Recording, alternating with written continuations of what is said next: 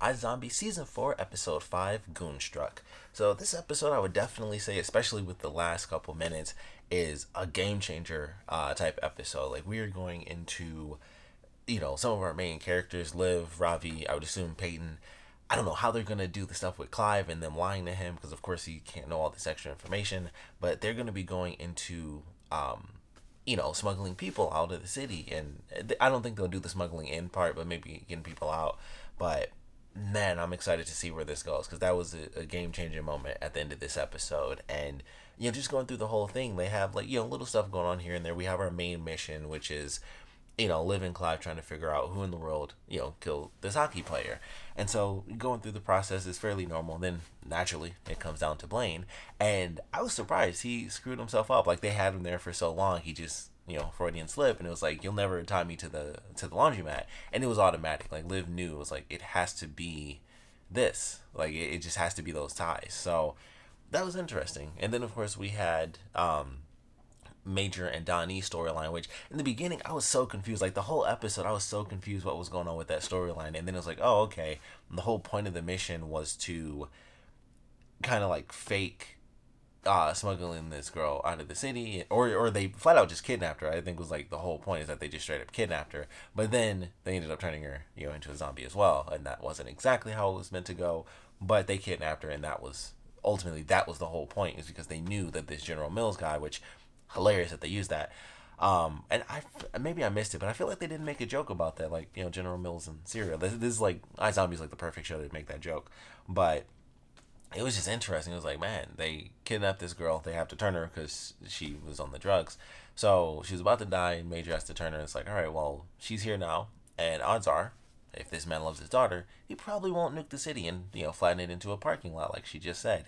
He will probably wait on that. So that was like the whole point of their storyline, was getting her into the city. Like, they were going to this motel to meet smugglers. Donnie, doing his normal thing, freaked out and nearly got them busted. But they kidnap the girl. They get her back into the city, and it's like, all right, well, here's your brain rations. Here's how you get an ID card. We'll give you a place, and thanks for being our prisoner and keeping our entire city from being nuked. So pretty dark storyline. Like, they kept it normal, silly, iZombie funny, but it was like they really just kidnapped a girl and then turned her into a zombie, and they're holding her hostage in a city so it doesn't get legitimately nuked, hit with missiles. So that was interesting. I was like, that's super dark. And then, of course, the end of the episode, as we're going through all these processes, figuring out that Blaine was the one that did it, everything that's happening, nothing good really comes of it. Like, everything was kind of just dark, and it was kind of a sad, like, when you think about it, it was kind of just a sad ending. Like, they go through this process, and Graves is going through the ideas of, like, is he going to kill Renegade? Is he not going to kill her? And, he doesn't want to do it. And then when it comes down to it, it's like everything's just effed right now. They had the whole issue, especially with the bus in this episode, and that was kind of Peyton's little thing.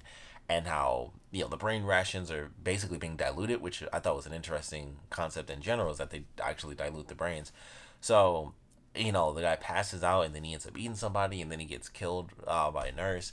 And it was just crazy. And it's like, well, now they have to figure out what to do. And it's like, well, now we got to show them. Like, if you are doing this, like, we have set rules. Smuggling people in, smuggling people out, turning people into zombies is destroying the balance, the ratio of brains and whatnot. So it's punishable by death. And they have a really great moment. I love the way they did it, where everyone's there. And my favorite probably had to be the scene where Liv is calling out to Major, and she's yelling his name, and he's ignoring her. And they go through the process, and everyone's there, and then of course they kill her.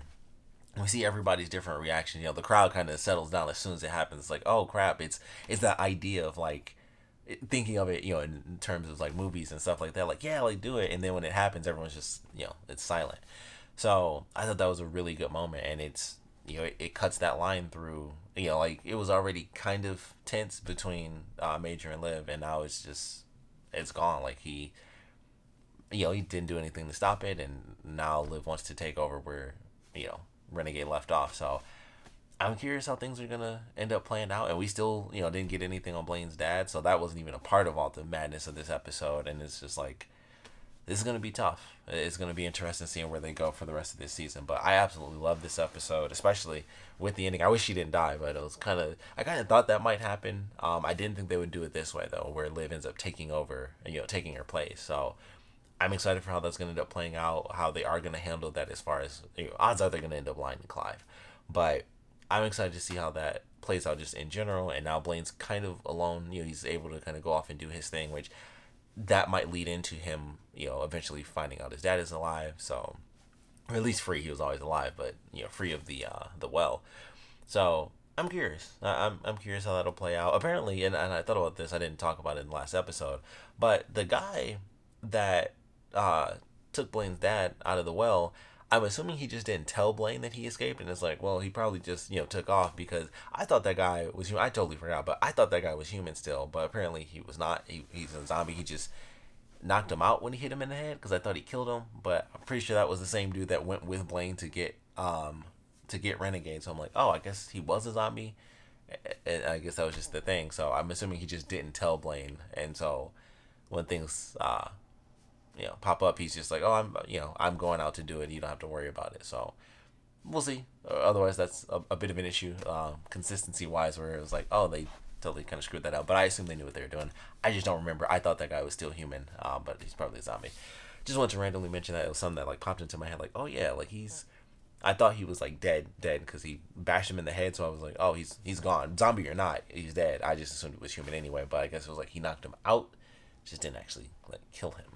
But excited for where we're headed. Of course, I would love to know what you guys thought about this episode. So please comment below. Let me know your favorite parts about it, your least favorite parts about it. And of course, with Liv taking over for Renegade, I would love to know your predictions on how that's going to change the rest of the season. I don't know if that's going to last, beyond this season or anything like that. Unfortunately, we didn't even get the next step until like, I think it was April 9th or something like that, which I was like, oh, I didn't see that one coming. So have to wait a little bit for that one. But we'll love to know your predictions on how that's going to play out with Liv taking over, and who she's going to bring into the fold, who she will tell, who she won't tell, and just all that madness in general. I would love to know your predictions on how that's going to play out. And of course, like I said, I want to know what you guys thought about this episode in general. So please comment below, let me know, and thanks for watching.